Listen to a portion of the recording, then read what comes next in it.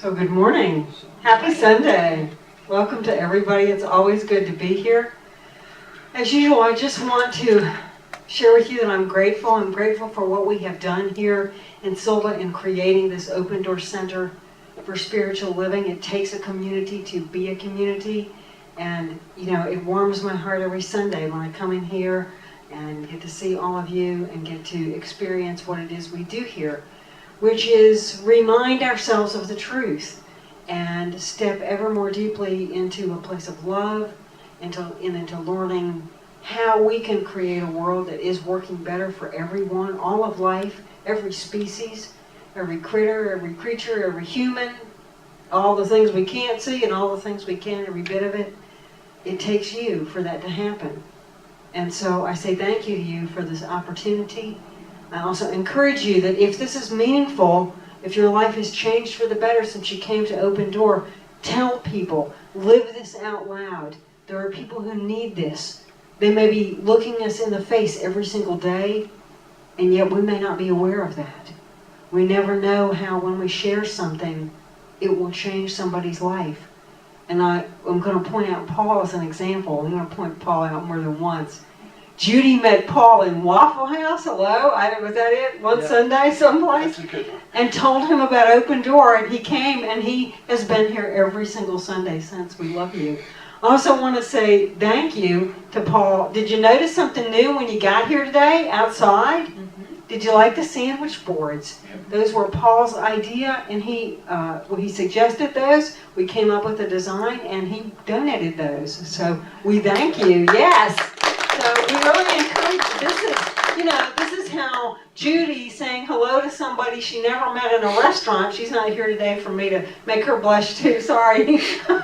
But you know how she said hello to somebody. She lived it, and not only I think we have helped Paul. I don't know that he needed help before he got here, but I think he's a happy guy. He looks happy, okay, to me right now at least. And he's blessed Open Door. He's turned around and really gifted us with some incredible stuff. So he's also offering to help design. You know, we've now been in this new space for almost a year, and we're looking actively for ideas and concepts and for things you might have at home to brighten up the walls and kind of make this really ours. And I'm sure that you understand from this that I'm finally at a point where I'm pretty sure we can continue to afford 2 spaces, okay? Yeah, so it's always kind of, I love you guys, a crapshoot, but, when it comes to finances, but, it's working, so yeah, at least for the time being, so yay. So thank you to all of you and for all of you, and thank you for being here every Sunday. So we are now at a point where we are at the final message for this is now going on 7 weeks that we have been looking at the nature of God and the nature of prayer as we understand it here in our Science of Mind teaching and here at Open Door. And so we are finishing that up today. Some of you may be grateful. There's always a reason to be grateful for something, right? And then some of you may have really had your curiosity picked and liked this and enjoyed it. Most of this entire 7-week series is on YouTube. We did have a camera malfunction 1 week, and I'm gonna probably try to retape that sometime and get that on YouTube, so the whole thing will be there. This is also a great way, a great tool that you can use. If somebody says to you, what is it you do at that place you go to on Sunday morning? Because I know that it's not a traditional kind of teaching. This is a tool that you can give somebody. They can look at this series of messages in their own home and kind of get a feel for what it is we are about and who we are and how we are. And sometimes that is an icebreaker for people. They kind of need that little, sense of warmth around something before they're willing to kind of venture into a new situation. So think about that. But we have finally arrived at the last week of that. That came as a result of the comment cards. And so if I don't say it again before I close up, please think about what you would like to see us be doing here on Sundays. The ideas, topics, concepts for different messages, whatever, what have you, okay? Because this came as a result of somebody's suggestion, why don't you teach about prayer from the pulpit? And of course, what we can do here is a snapshot. It's not the full picture. If you want that, come into Foundations. I'll send more about that in a few minutes. But, you know, it's a great way to kind of get the information out there. And it also does what I love to do best, which is that hyphenated word, re-mind myself. You know, put it back in my head. This is what we are about. This is how we do this. This is why it's meaningful. And this is the basis for it, the underpinnings of it. So, fill out a comment card if you would, please. Before we get into this, though, you had a homework assignment, and it was a, by golly, easy, stinking homework assignment, too, okay? It was, we even gave you little sticky notes, okay? And the suggestion was take those home, write thank you on them, and then hide them. Stick one in the medicine cabinet or on the flip side of the visor in your vehicle, okay? Or, you know, the cabinet, I like the place where, because my eyes are barely coming open when I go to reach for that cabinet door and open it to get the coffee out in the morning. You know, that is like a sacred, holy moment. And when I see thank you, you know, that colors my whole day. So who was brave enough to do the homework? Anybody want to share? Kathy, please, yes. I put it inside my closets. You know, there's a shelf there, and so it was easy to put one right there. So great. You know, every time I open up the door, there it is. There it is. How'd you feel when you saw that? It's kind of fun. Mm-hmm. It is. It really is fun. Yeah, and it's a true and concrete blessing. You know, Masaru Emoto, his organization, he has passed now. He is the guy who did all the incredible work around water, and as water crystals freeze, if certain words are projected at them, either by putting them on the outside of the container, like as in thank you, or you know, even things like I hate you, the crystals would form these intricate, different patterns based on the really the volume of love in the message, you know, that was projected at them. His organization sells clear thank you labels that you can take and put in the bottom of your water bottle or anything else, really.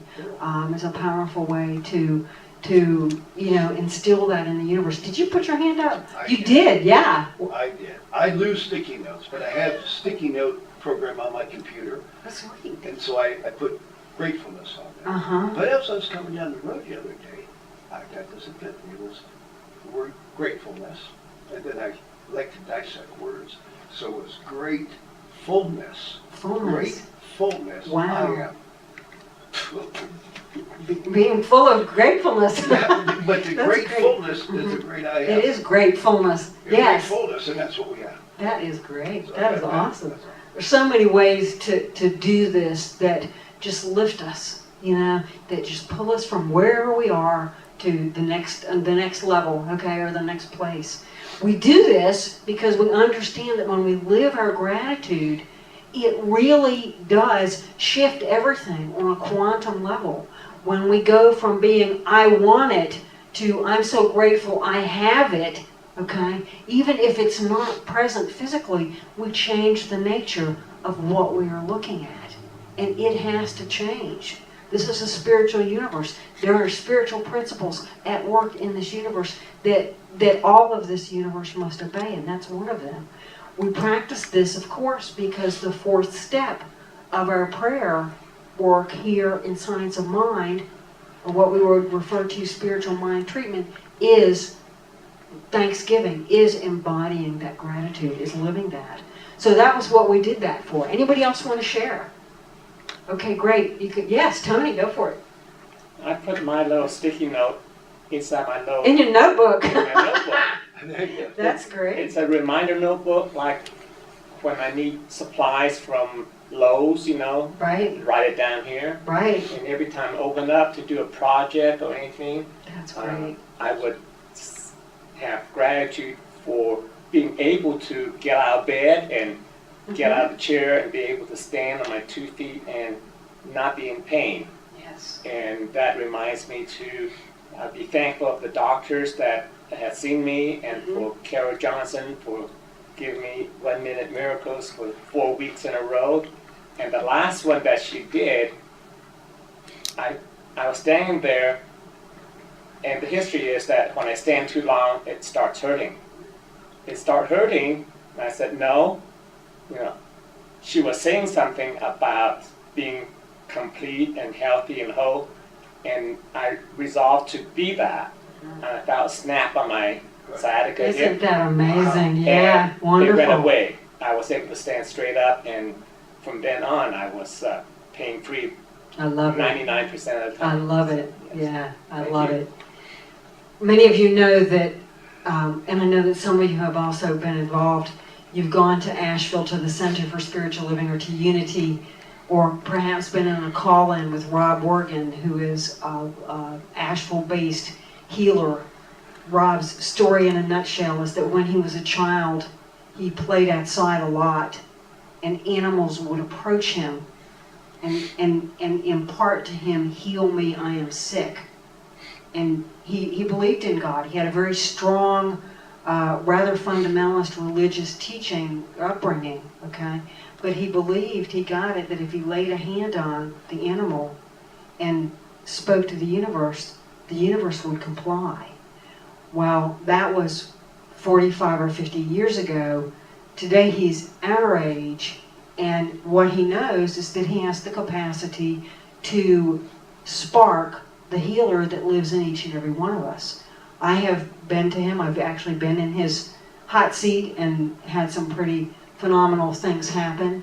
But he said something on a call I was a part of a week or two ago, and what he said was, especially with something physical, if you have had the experience of a healing or prayer work or something like that, and that pain comes back up, you just simply remind the body, no, you know better now, you're healed now, remember?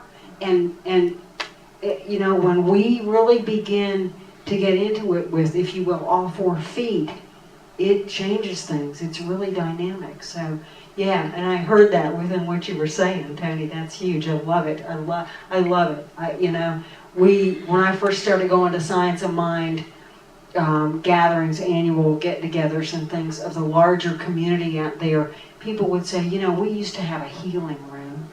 We used to have a place where the laying on of hands happened and people walked away better than they had walked when they walked in. What happened to that? And I don't know, but that's the level of faith that we choose to embody here. So awesome.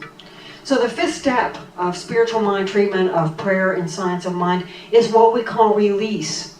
A friend of mine, Francis Leahy, who was a practitioner in this movement for many, many years before he passed, used to say there needs to be a 6th step, and that's what you do with your body after you let it go, because you have to do a 180. You have to turn away from the conditions. Otherwise, often, you know, it lingers. So, and you know, and that is so true, I think, with many of us. We actually embody the practice of releasing every Sunday morning when we walk in here and sing that song, I Release and I Let Go, by Ricky Byers-Beckwith. It's also a very easy song to find online. I'm going to mention it a little bit later. But, you know, a lot of times what comes to folks or to our minds when we think about release is, yeah, I can release, but the things I have released kind of sort of had my claw marks all over them. It was not an easy process. Any of you ever had that experience? Oh, yeah. Yet we know that if we live a spiritual path, we're going to need to let go, and that becomes much like as a muscle. This facet of spiritual path is embodied in pretty much all of sacred scripture. We find it in the King James Version of the Bible from Proverbs 3, 5, and 6. Trust in the Lord. That could be, we could supplant the word spiritual law. Trust in spiritual law with all thy heart. Okay, so just let it go. In Philippians 4, 6, but in everything by prayer with thanksgiving, make your requests known unto God. Set it out there and recognize that you're dealing with divine authority here. Author C. Joybell C. reminds us, last night I lost the world and gained the universe. Often when we allow ourselves, when we make that final effort, that final push, and release something completely, we open up worlds to ourselves, the whole universe, in comparison to this one situation that we have struggled with so much. We get it that sometimes when we let go, we just allow so much more to flow in. Even in spiritual paths such as Alcoholics Anonymous, there is a slogan that is practiced. It's very simple. It's a let go and let God. Just let it go. This final step of spiritual mind treatment is all about living the knowing that we started in step 3. Here we must have faith in ourselves. We must have faith in the universe. This requires the belief that the universe is for us and not against us. Again, it helps to remind ourselves that spiritual scripture tells us in Romans 8:31, I believe, if God be for us, who can be against us? One of my spiritual teachers, John Waterhouse, used to look me in the face and say, you're going to take your big problems to your little God, or your little problems to your big God? Which is it? Live it, okay? And that's what this is about. With this step, we get it, too, that it is necessary for us to let go of our predetermined ideas about how something is going to show up in our life. We learn that the how of it is really none of our business. If we limit the way in which something can work, we have limited God. We have limited the divine. We have locked it up and said, you can't work in my life except in this way or that way or this way. I once did prayer work for a man who wanted to manifest $100,000. He was a very talented chef, and he desired to put that talent, into form by creating a restaurant. He needed seed money to get it off the ground. About 10 days into this prayer practice together, his grandmother died. She was well into her 90s. It wasn't really to be, not unanticipated. And yet he was very shaken by this, especially when he found that she left him $93,000. Later I thought to myself, gee, I wish I had taught him about tithing. Really, okay? Yeah, we'd be sitting in gravy if we had $9,300 here. Wow. But he was unhappy. It shook him up that this was the easiest, fastest, simplest way for the universe to bring something about. It's like, I know some of you have teenagers, or you've had teenagers, or you've been one, and you've had people praying for you only to find something like, I prayed for her and she got locked up. This could be an advantage. You never know. I have a friend who was locked up for 3 weeks. During that time, something happened that if she had been where she would have been, would have got her killed, guys. She would have, it would have just not been a good thing at all, okay? We don't really know. Sometimes the universe has the big map, and we're looking at it from the head of a pin, So it's pretty amazing how that can happen. In this 5th step, it's really all about getting out of the way and allowing the all of Spirit to reflect the truth back to us. When that happens, it's not overshadowed by our limiting beliefs and understandings and thoughts. Now, this doesn't mean that once we do this release step, that we just sit back and go, I'm waiting on you, God, okay, waiting on the universe. Annie Sims says it straight out, that we have to treat, and then we have to move our feet. We are responsible for bringing it into form. God can only work through us God can only work with us by working through us. It's important that we follow through with whatever action is appropriate to bring our treatment, our prayer work, to fruition.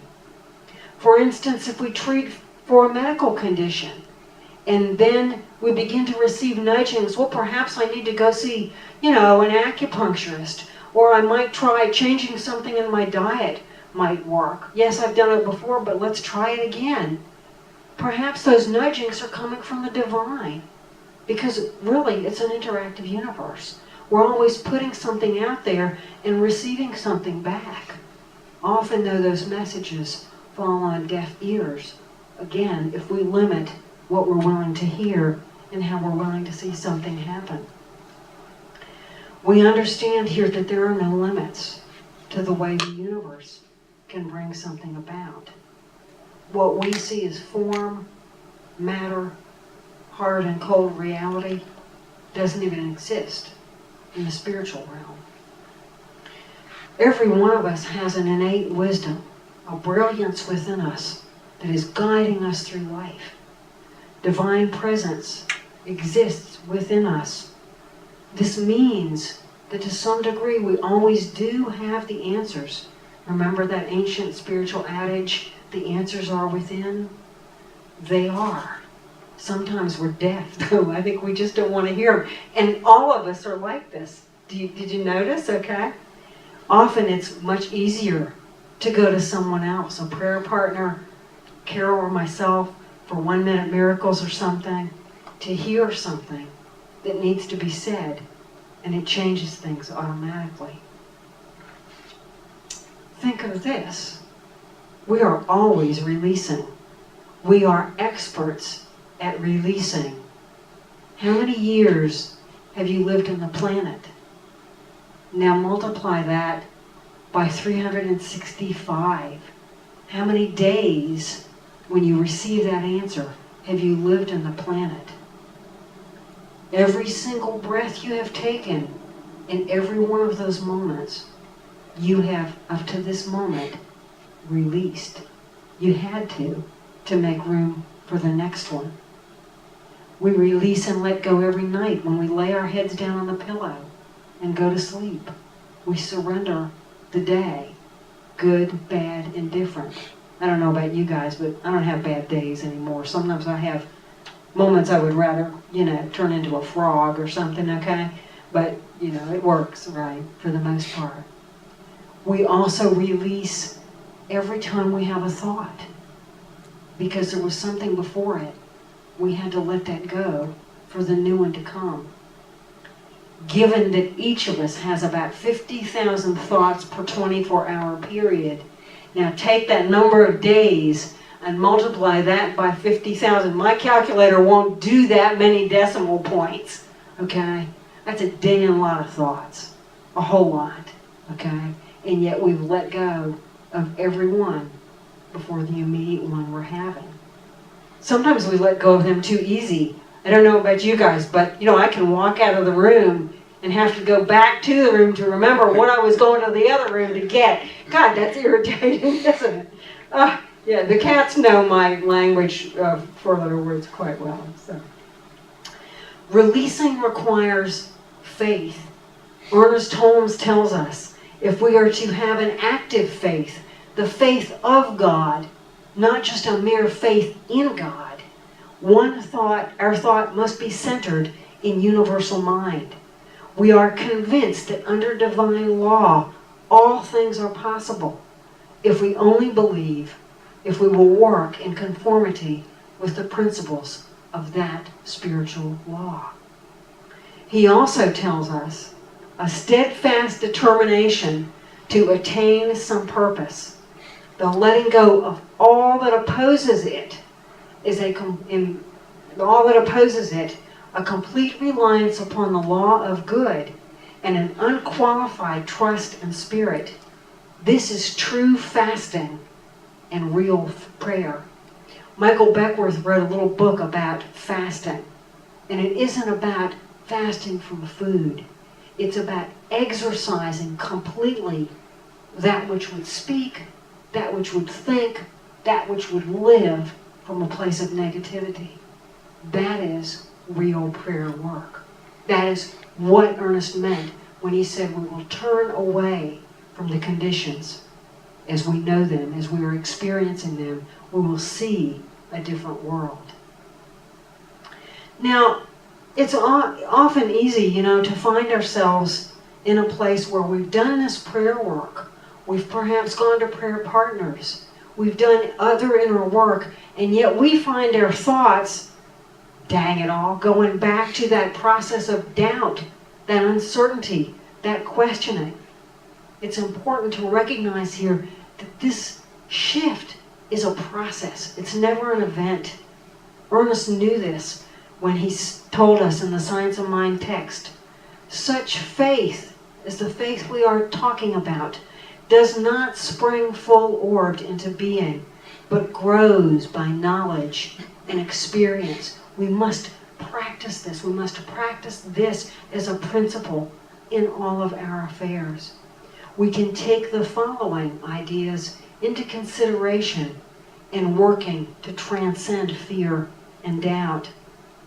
First of all, we can be aware that if we are working to change a thought, a fear, a state of worry, something negative, that long-standing thought process, thinking process, has literally carved a pathway in the gray matter of our brains. I like the analogy of a pinball machine. I know all of you are old enough to remember what pinball is, right? You pull the handle and a ball flies out of the chute, and as it traverses the game, it lights up a path of little markers and it goes ding, ding, ding, ding, ding, okay? Well, when you have a thought, the same thing happens in your brain. If you have that same thought over and over and over again, you are lighting up that same pathway over and over and over again, okay? What happens then is that ultimately we create a superhighway it's like a neuronal pathway, okay? Through the brain, it becomes a trench. Your brain is a living, breathing, alive, changeable thing, okay? But when we go to have a new thought, it's kind of like the picture on this next slide that Tony's going to cue up. We have to go out and put on our loincloth, or I guess he has shorts on, and get our machete, and we've got to carve a new pathway through this dense mess that's at the top of the human structure here, okay? It's really cool what happens though, guys. We're studying this in our You Are the Placebo class, okay? And I love what Joe Dispenza relates. Now that might look hard, okay? And it isn't easy. But when we have a new thought in the brain, what happens is the same thing that happens with a tomato plant between Monday and Friday. How many of you garden, okay? Or you've had a tomato plant that you've watched grow. You know that in 3 or 4 days' time, amazing things happen. If that plant gets the food, the sunshine, the water, the nutrients that it needs from the soil. Literally on Monday you walk out and, it's got some leaves on it. But when you go back Thursday or Friday, all of a sudden it's got all this new growth with all these new leaves. And where they weren't before, now there are flowers. And where they were flowers before, now there is fruit. Well, the same thing, the same exact thing happens with your neurons in your brain. When you have a new thought, those neurons begin to open and to branch out.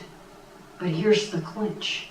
You have to keep thinking that same positive thought, that same new thought to feed that new growth.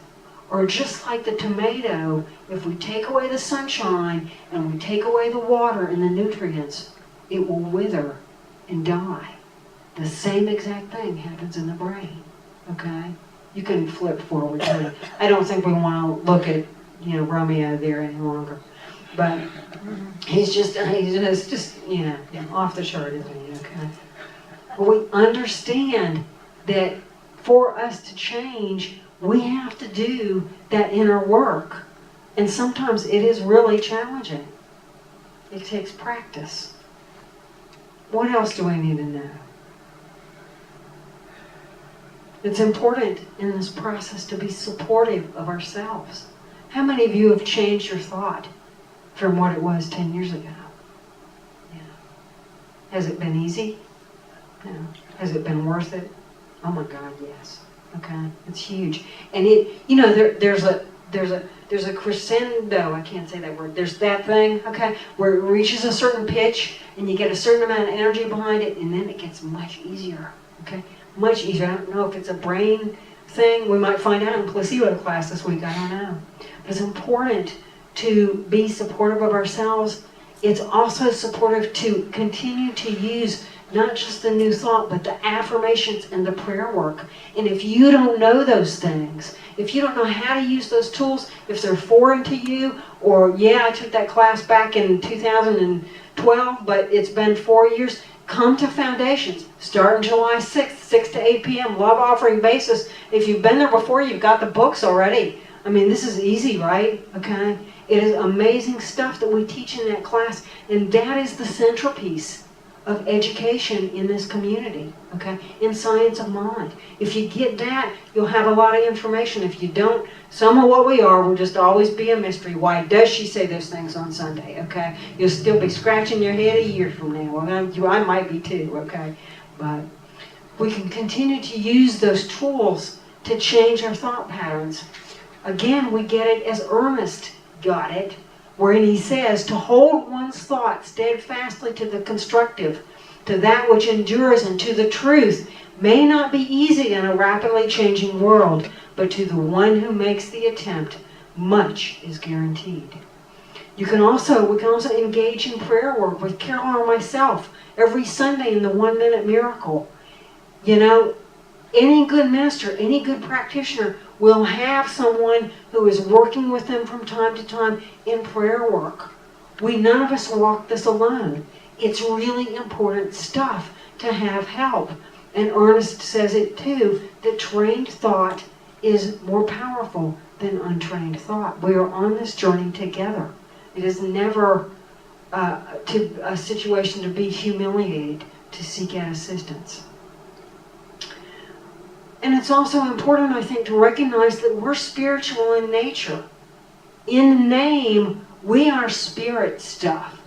This human experience, I don't know about this, you guys, okay? It seems like it's supposed to be the foremost and maybe even the only priority, but realistically, I think we got it backwards. That we're supposed to live from spirit and kind of visit the physical, you know? One of the traits of this human life seems to be that we get very focused on something and we don't seem to be able to let it go, you know? So one of the things that happens is that, or one of the things that helps is ritual. Maybe it's because we're physical to the degree that we're human, and rituals tend to be physical practices. One practice I like, one ritual, is the God box. Do you know what a God box is? This can be any box, paper, cardboard, metal, or wood. Glass, it doesn't matter, okay? It's a box of your own choosing. You just write out whatever the heck you can't let go of and stick it in the God box. You just let go of it, okay? It's a physical, you got it, hyphen minder, okay, that we're letting go of something. It's really powerful. They teach that in 12-step programs. It's a very good technique. Another one is to just memorize Ricky's song, I release and I let go. And when you find you are not releasing, that negative or worrying thought keeps circling around, okay? It's like the only thought your brain ever had, right? It just will not go away. You start singing Ricky's song, okay? That's what the Bible's talking about when it says pray ceaselessly. I got it right. Pray ceaselessly, okay? We put that song in there instead, and we have supplanted that thinking that we are trying to unseat with something positive. Music is huge too. Why do they teach children little nursery rhymes? Because they have lesson and meaning to them, and they're simple, okay? And we're all, 4 or 5 years old at heart, aren't we? Okay. Another possibility is the burning bowl ceremony. I know many of you have done this because we've done this here. I couldn't find my bowl this morning, or we'd be doing it now. I don't know what happened. The bowl disappeared somewhere. I'll have to find myself another one, okay? But you just write out whatever it is you want to get rid of. Get a match, get a candle. You can do it inside or out. Light that sucker. I like to light it and drop it in my kitchen sink, okay? This is this segues nicely into the disposal, which will further get rid of it. Okay, I love those things. They're just great. Shove all that stuff down in there and go, wah! Okay, tell it goodbye. The other power tool that works real well here is a shredder. Okay, you know, at work some days it's like, oh my God! Okay, wah! What are you doing? Nothing. I'm shredding all documents I don't need, and they have your name written all over them now. You know, it really is effective. Okay, it also helps take out some of that more latent, maybe it's not quite so latent irritation that you have with the person or situation you're writing about. It's great. Okay. My favorite, though, I have to tell you, is Shy of the Burning Bowl, is the cosmic flush, where you write it down, you tear it up into little pieces, you put it in the bowl, and you give it the good old goodbye. 1, 2, 3, 4, and it's gone, guys. Okay. It was a funny story. Most of you know that I have a background in 12-step programs, and for years I sat in a meeting with a woman who, at that time, was an icon. She was almost blind.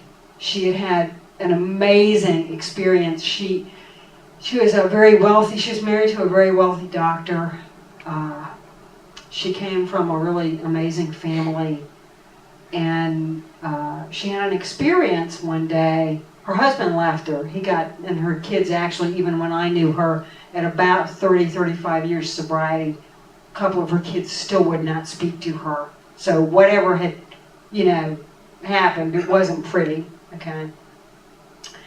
Her name was Peg, okay? She had an experience where she dreamed that her father came to her and said, you've got to go to Alcoholics Anonymous or you're going to die. Her father was 58 miles away in some other town. He didn't come to her at all. That's what got her sober. Well, in 12-step programs, people are told to do certain kinds of step work. Very similar to spiritual mind treatment, only not the same, okay? One of those steps is sitting down and writing out all of the fear, all of the guilt, all of the remorse, all of the pain, all of the stuff from back then, okay? Really laying it out on paper, and then finding someone, a trusted, sober person in recovery to share it with. Peggy did that. She did that. She got done with writing. She met with the person. She had written volumes. Of course, it was a very emotional releasing, okay, very powerful experience. Well, later that day, she was scheduled to pick up her grandchild, her 5-year-old grandchild. And so she went and she got the child. And, the kid says, I think it was a little boy. He said, I want to go to McDonald's, Grandma. And so she said, okay. And she gets the car back out on the highway.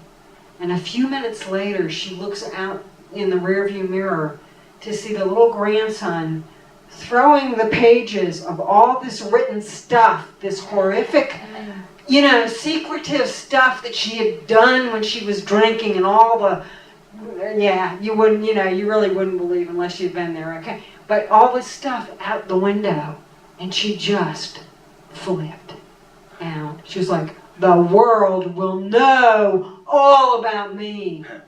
And then she realized, nobody will know. It doesn't have my name on it, okay? And now it's really gone. I can't get it back. I'll never be able to look at it or have to suffer through that again. Some real healing took place when we cosmically release it, regardless of the method. It's powerful. So these are all incredibly powerful ways that we can let go of things and just allow the universe to do its work. That's all I have to say about releasing.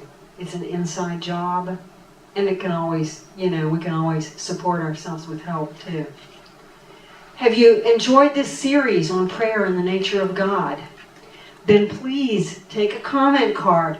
Think, okay? Throw them in the collection basket in a few minutes. Give us some ideas for what you would like to see from this point forward. It has been my joy to put these talks together. So, I'd rather teach than do anything else, and I really love incorporating a lot of our teachings in what we do on Sundays. I'm going to close with a piece. And this comes from 5 Steps to Freedom, which is a little book that my friend John Waterhouse wrote about spiritual mind treatment. We have a copy or two, I believe, down in the bookstore if you're interested. It's a great book, a great way to learn how to do this, or to remind yourself if you need to. So this comes from that book. When we release our treatment, we are releasing the creative process into full expression. All of Spirit is now available to provide unlimited combinations of events, participants, circumstances, and possibilities that will work in divine order to manifest whatever we have claimed in truth. Most of this potential exists beyond our ability to imagine it. It occurs in precise balance and timing to provide the perfect outpicturing of our demonstration. By releasing, we are opening up and allowing the power and the potential of divine spirit of the entire universe to support us and to express our desires into physical form. May your releasing always be peaceful and enjoyable. I love you. Thank you.